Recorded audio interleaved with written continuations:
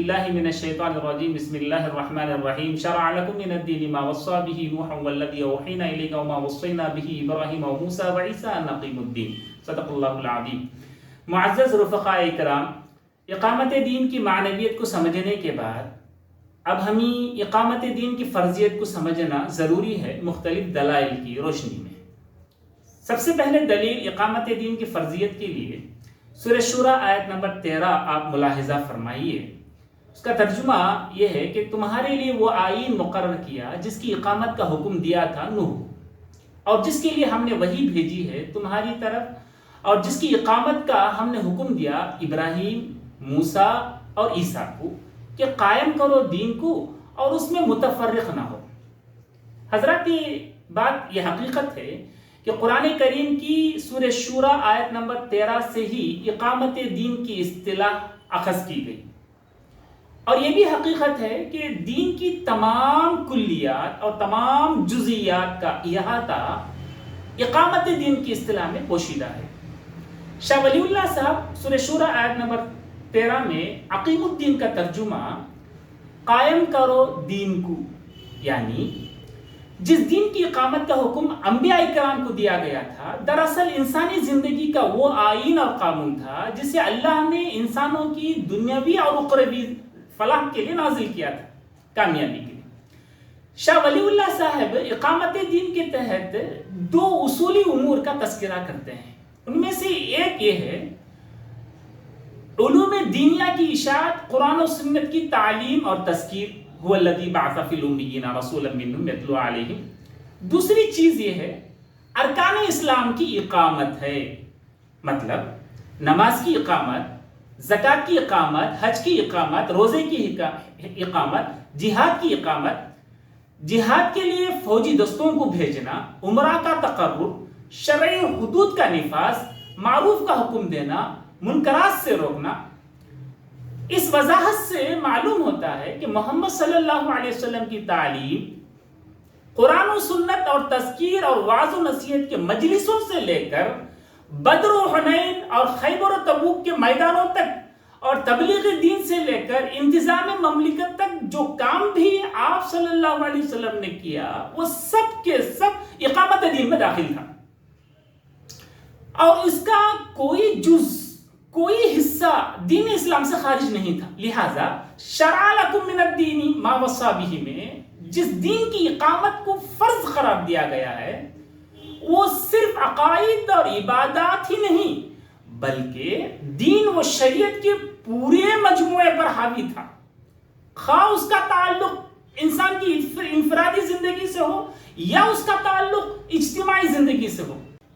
اقامت دین کی فرضیت کی دوسری سب سے اہم دلیل یہ ہے محمد صلی اللہ علیہ وسلم کی بعثت اسی لیے ہوئی تھی کہ وہ دین حق کو تمام ادیان باطلہ پر غالب کر دے، جیسا کہ سورہ توبہ آیت نمبر 33، سورہ صف آیت نمبر 9، سورہ فتح آیت نمبر 28 میں اس بات کی وضاحت ہے. مقصد بعثت کے ضمن میں شاہ ولی اللہ صاحب اپنی کتاب حجت اللہ البالغہ میں لکھتے ہیں کہ ہر غلبہ جو دین حق کو حاصل ہوا وہ سب کا سب لیظہرہ علی الدین کلی میں داخل ہے، اور وہ عظیم الشان غلبہ جو قیصر و کسریٰ کی حکومتوں کو درہم برہم کر دینے کی شکل میں حاصل ہوا بدرج اولا کلیمے میں داخل ہوا. حضرات، نبی کریم صلی اللہ علیہ وسلم کی بعثت کا مقصد دین حق کو تمام ادیان پر غالب کرنا تھا. آپ ہی بتائیں اقامت دین کے فرض اور واجب ہونے کی اس سے بڑھ کر کوئی دلیل ہو سکتی ہے؟ اقامت دین کی فرضیت کی تیسری سب سے اہم دلیل یہ ہے کہ میں آپ سے سوال کرتا ہوں کہ آدم علیہ السلام کی حیثیت کیا تھی اس دنیا میں؟ بلا شبہ آپ کا اور تمام مسلمانوں کا جواب یہی رہے گا کہ ان کی حیثیت اس روئے زمین میں اللہ کے خلیفہ کی تھی. حضرات، آپ ہی بتائیے کہ خلیفہ سے کیا مراد ہے؟ آئیے، مفسرین کے نزدیک خلیفہ کسے کہتے ہیں؟ تفسیر ماجدی کے مطابق خلیفۃ اللہ وہ ہے جو زمین پر اللہ کی شریعت کی حکومت قائم کرے. تفسیر بیضاوی میں لکھا ہوا ہے کہ آدم جس طرح اللہ کے خلیفہ تھے اسی طرح ہر نبی اللہ کے خلیفہ تھے. احکام الہی کو نافذ کرنے کے لیے اللہ نے اپنا خلیفہ بنایا تھا. تفسیر جلالین میں لکھا ہوا ہے کہ وہ زمین پر میرے احکام کو نافذ کرنے میری نیابت کرے گا، اور وہ خلیفہ آدم ہے۔ تفسیر خازن میں لکھا ہوا ہے کہ آدم علیہ السلام کو خلیفہ اس لیے کہا گیا کہ وہ اللہ کی زمین میں اس کی حدود کی اقامت کرے، اور اس کے فیصلوں کو نافذ کرنے کے لیے اللہ کے خلیفہ تھے حضرت آدم علیہ السلام۔ روح المعانی میں اس طرح لکھا ہوا ہے کہ آدم علیہ السلام زمین میں اللہ کے خلیفہ تھے، اور اسی طرح تمام انبیاء کرام اللہ کے خلیفہ تھے۔ خلیفے کی مزید وضاحت آپ کو میں بتاؤں گا کہ سورہ صاد آیت نمبر 26 میں یا داؤد انا جعلناک خلیفۃ فی الارض فاحکم بین الناس بالحق، یعنی اے داؤد ہم نے زمین میں تمہیں اپنا نائب بنایا ہے، لہذا تم لوگوں میں حق و انصاف کے ساتھ حکومت کرو، اللہ کے اتارے ہوئے قانون عدل کے مطابق حکومت کریں اور مقدمات سنائیں۔ لہذا اس بات کی وضاحت ہو رہی ہے ان تمام مفسرین اکرام کے اقوال میں، آپ دیکھیے گا کہ اللہ کے خلافت کے حق کو وفاداری کے ساتھ ادا کریں، اور جو لوگ اس حق کو ادا نہ کریں گے وہ اللہ کے خلیفہ نہیں بلکہ اس کے باغی اور غدار ہیں۔ دستور جماعت اسلامی ہند میں اقامت دین کا جو مطلب اور مفہوم آپ کے سامنے ہے، آپ اس کو ایک طرف رکھیے، اور میں جو تفاسیر کے بیانات خلیفے کے ضمن میں اب کہا اس کو ایک حصے میں رکھیے۔ آپ خود اندازہ لگائیے مفسرین میں جو نکات پیش کیے ہیں اس سے زندگی کا کون سا شعبہ خارج ہے اسلام سے، اور مسلمانوں پر اقامت دین فرض ہے اور واجب ہونے کی اس سے بڑھ کر کوئی دلیل ہو سکتی ہے کیا؟ مسلمانوں پر اقامت دین کے فرض اور واجب ہونے کی اس سے بڑھ کر کوئی دلیل ہو سکتی ہے؟ اقامت دین کی فرضیت کی چوتھی سب سے بڑی دلیل یہ ہے کہ آسمانی کتابوں کے نزول کا مقصد کیا تھا، اس کو جاننا ضروری ہے۔ آسمانی کتابوں کے نزول کا مقصد یہ تھا کہ انسان نے ظلم و زیادتی اور اپنے خواہشات نفس کے تحت دین میں جو اختلاف پیدا کر دیے تھے انہیں دور کیا جائے، شرک اور معصیت کے نظام کو ختم کر کے اثر نو توحید و ایمان اور اطاعت کا نظام قائم کیا جائے، اور اس کی آخری کڑی قرآن مجید ہے۔ جب توریت نازل ہوئی تھی تو اس کی اقامت کا نام اقامت دین تھا، اور جب انجیل نازل ہوئی تو اس کی اقامت کا نام اقامت دین تھا، اور اب قرآن کی اقامت کا نام بھی اقامت دین ہے۔ خود قرآن نے اہل کتاب کے بارے میں کہا وَلَوْ أَنَّهُمْ أَقَامُوا التَّوْرَاةَ وَالْإِنْجِيلَ وَمَا أُنزِلَ إِلَيْهِم مِّن رَّبِّهِمْ۔ توریت اور انجیل کی اقامت کا مطلب دین کی پیروی کریں اور اسے اپنی زندگی کا دستور العمل بنائیں۔ دوسری جگہ اللہ تعالیٰ فرماتا ہے سورہ مائدہ آیت نمبر 68 میں قُلْ يَا أَهْلَ الْكِتَابِ لَسْتُمْ عَلَىٰ شَيْءٍ حَتَّىٰ تُقِيمُوا التَّوْرَاةَ وَالْإِنْجِيلَ وَمَا أُنزِلَ إِلَيْكُم مِّن رَّبِّكُمْ۔ آئیے جانیں اہل کتاب سے کہا گیا کہ تم توریت اور انجیل کو قائم کرو اور اس کو قائم کرو جو تمہارے رب کی طرف سے تم پر نازل کیا گیا۔